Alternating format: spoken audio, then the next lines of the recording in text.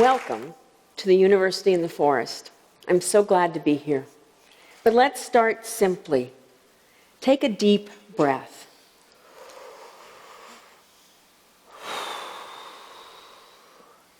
You have just engaged in an interspecies ritual of communion.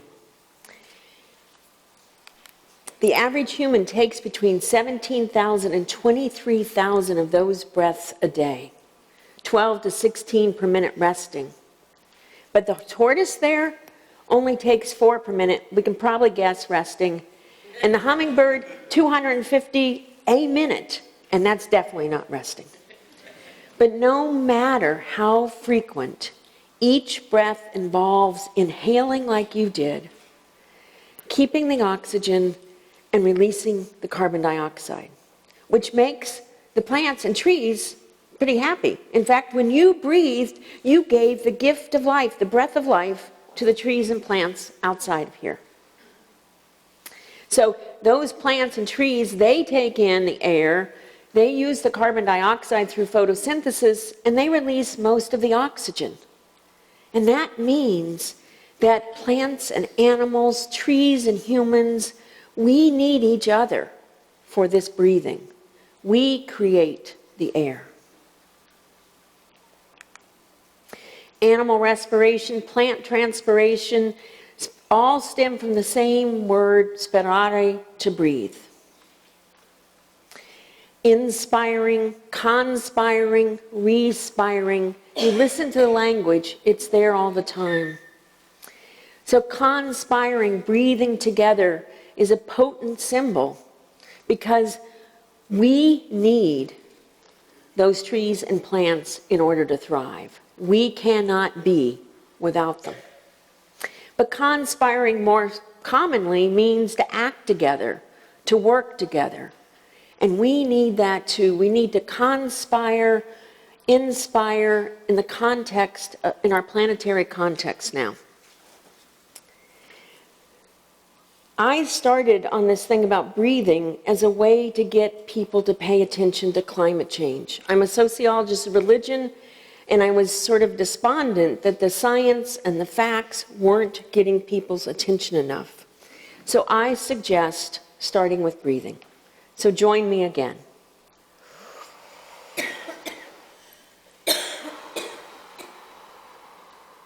And one more. Hold it. Don't release it. Don't exhale. Keep holding. Is it starting to feel a little uncomfortable? It is for me. Okay, you get the point. Release. What you have just experienced is what it feels like not to be able to breathe well. That is the condition for many, many people around the globe. And part of it is because the planet also breathes. In the winter months, as you can see from this NASA slide, the carbon dioxide builds up over the northern atmosphere. And in the summer and spring, when the leaves are coming out, those leaves absorb most of the carbon dioxide. That's why planting trees is so important. But the planet can no longer clear its lungs. That's what global warming means. The carbon dioxide, the greenhouse gases are building up and trapping heat. Thus, I can't breathe are the words of people around the globe who can't. I can't breathe were also the dire, haunting last words of Eric Garner when he was being choked to death by police officers in Staten Island, not that far from here, on July 2014. Thus, I can't breathe is the symbolic and all too often literal statement of the Black Lives Matter movement about the stifling social, cultural, and physical conditions of racism and inequity in this country. And yet all too often, analyses of those injustices leave out environmental conditions. Yet study after study show that there is a significant correlation between communities who are poor or predominantly people of color and the siting of hazardous and toxic waste sites, pollution-emitting facilities, trash landfills, trash transfer sites, like Newark, New Jersey, not that far from here. Think, it's got highways around it, it's got an international airport, it's got railways, it's got this New Jersey's largest incinerator in the middle of it, burning 2,800 tons of trash a day. Trash from New York City, trash from Essex County. It's my trash that is being burned. And that air plume affects other people. Add to that 11,000 trucks a day driving through Newark to get to the port, where they often sit idling, waiting to load or unload. Can you imagine what it's like to breathe? Do you know someone with asthma? Think about what it means to have asthma, like Eric Garner and 1 in 4 children in Newark breathing in those conditions. Now, think about it. You're this little girl, you have asthma, and having asthma means that you don't breathe as well sometimes, you don't necessarily have as much physical activity, you've missed school days because of asthma attacks, and sometimes your brain feels really foggy. And you walk to school on the same route as those trucks and buses, and you walk at tailpipe level. You get to school, you're having a hard time breathing, so you go to the nurse, and the steroid medicine that many kids on asthma take makes you fidgety, makes you a little hyperactive. You don't pay as good attention, and so before you know it, you're sent to the principal's office. And guess what? The punishment is another missed day of school. You can see the downward spiral. And who gets blamed when you don't do that well in school?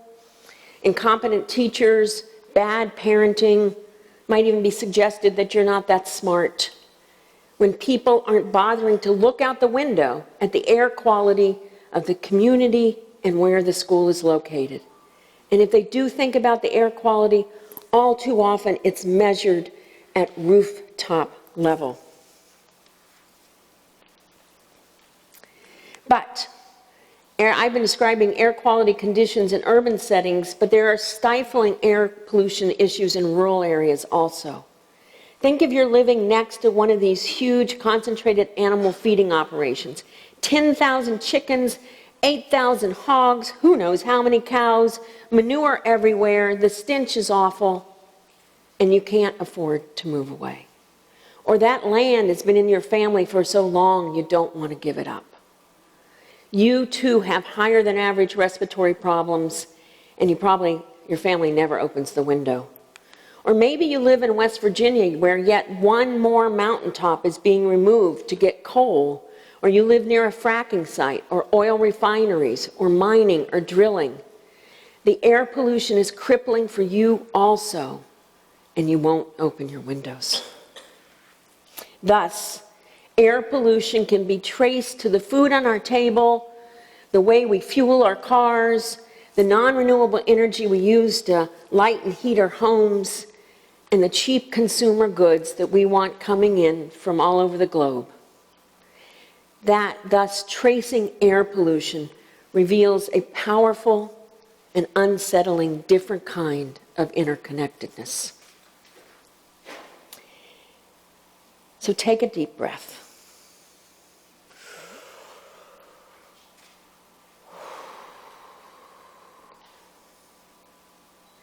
Think about how that breath connects you to systems of inequity based on race, on gender, on economic status. Now take another breath. And just as you recognize how essential that breathing is, we need to recognize how essential it is that it's clean air. That needs to become a moral value. What does it mean for millions of people across the globe to live in cities this polluted and worse? How do you thrive when you can't breathe well? Air pollution robs people of their future. It stifles the breath of life. Now, you may have wondered why I started focusing on breathing, but I wanted to talk about climate change, and now you see it. Because that air pollution contains within it the greenhouse gases, the buildup of carbon dioxide that is creating climate change and global warming. And yet, how do we get people to focus on that, to take it seriously?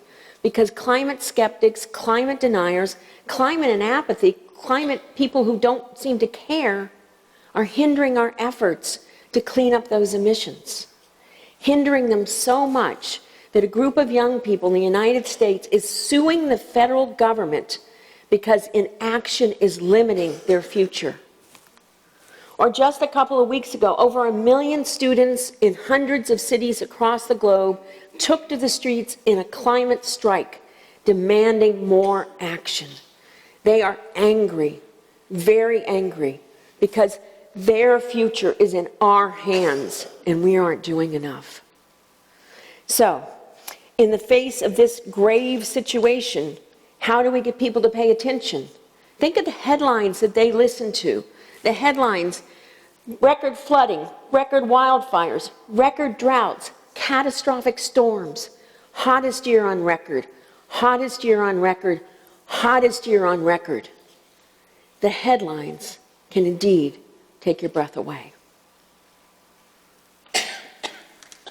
So,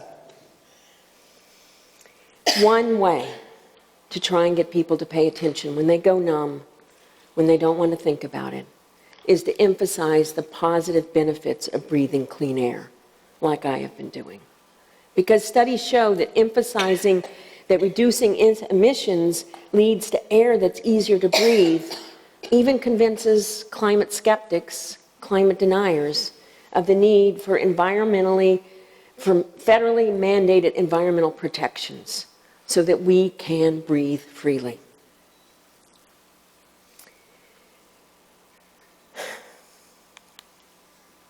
Because after all, if you ask someone, want to breathe some dirty air, who says yes? Maybe if you're lucky enough, because zip code does have something to do with your air quality, or you're wealthy enough, you move. But air pollution respects no boundaries of wealth or status or zip code. And so the air pollution that you see when you drive toward New York City affects us here 15 miles away. Just talking about air pollution, I've got everybody coughing. I want to too. And the invisible air pollution that you don't see, and don't check me on whether I'm right on whether Ohio is that way. The air pollution coming in from the Midwest from coal-fired power plants also affects our air quality here. In fact, as this view of the planet from space reminds us, air pollution easily moves from one country to another. So that this picture taken by my students just a couple of weeks ago in Seoul, where the air quality was so bad that they had to wear masks, is connected to China because it's coming from there, and the dust is blowing in from China. So take a deep breath. I don't hear you. Come on. Take a deep breath.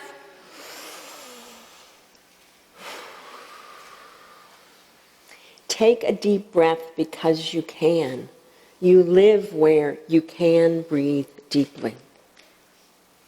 And just like that breath is about far more than filling your lungs, it connects you to economic and planetary systems. That breath connects you to everyone and everything. So in the face of this climate connectedness, what do? Too often people resort to grief or anger, and those are justifiable things.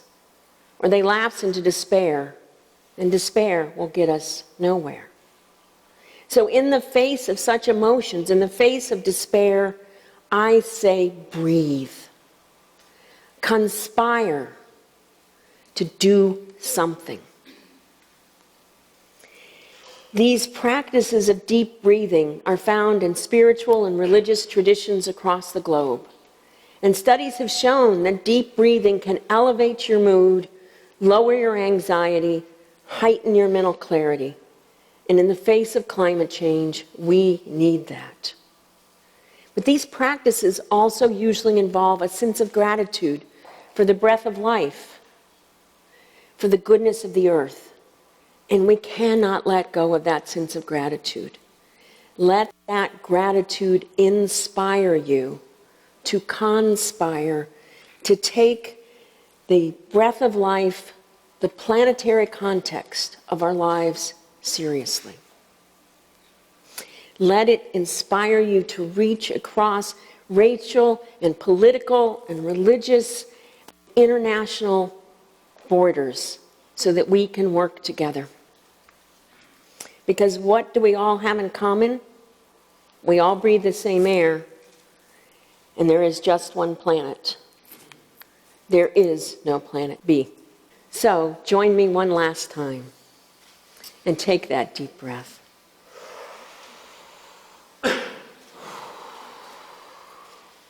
After all, our lives depend on it. The trees depend on it. The planet depends on it. And just like that breath of air contains the gift of life, it also, in the face of climate change, contains the seeds of our destruction. Do not let that take your breath away. We have work to do. Thank you.